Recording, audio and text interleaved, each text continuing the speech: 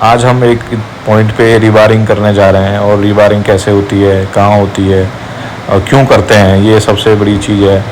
देखिए, हमने जो अभी स्टार्ट किया है, हमारा एक कॉलम है जो रीवायर करना था, उसका हमने लेआउट बना लिया है। जो भी उसके रीवायर्स थे एज़ पर ड्राइंग, जो जो जिस डाया का जहाँ पे आना था वो हम अपने 10D के हिसाब से हमने उसका होल कर लिया है। होल करने के बाद आप इसकी क्लीनिंग करते हैं अच्छे से। बेसिकली थोड़ा साफ़ एरिया होना ज़रूरी है उसके लिए, क्योंकि हम उसमें जो रेनफोर्समेंट बार है वो ठीक से जानी चाहिए।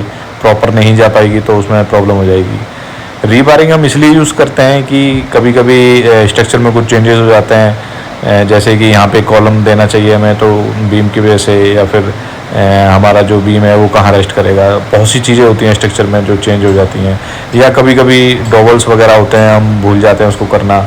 स्ट्रक्चर में भूल चूक में ऐसी चीज़ें हो जाती हैं।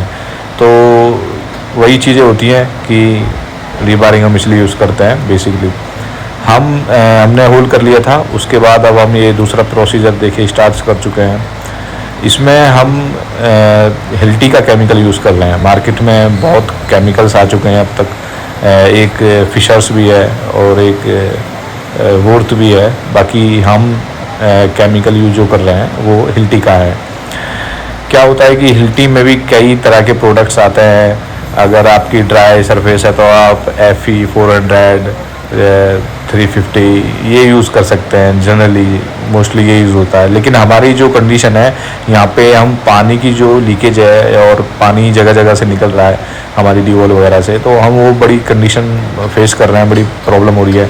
उसके लिए हमने यहाँ पे FE 500 यूज़ किया है। आप 550 भी यूज़ कर सकते हैं अगर ज़्यादा ही आपको गीली सरफेस में काम करना पड़ रहा है। तो हम यहाँ पे FE 500 यूज़ कर रहे हैं हिल्टी का।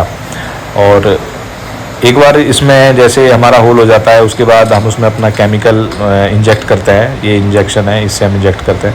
उसके बाद उसमें हम रीबार पुट डाउन करते हैं। पुट डाउन करने के बाद उसको अच्छे से फिक्स कर देते हैं।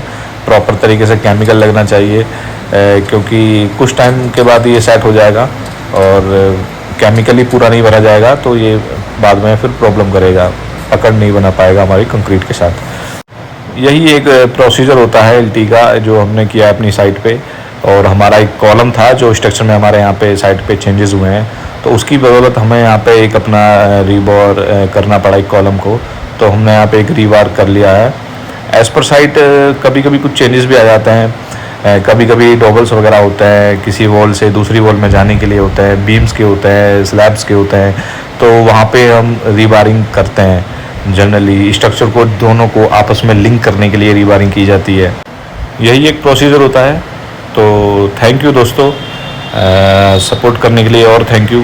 बाकी हम ऐसी वीडियो डालते रहते हैं, आप देखते रहिए। Thank you.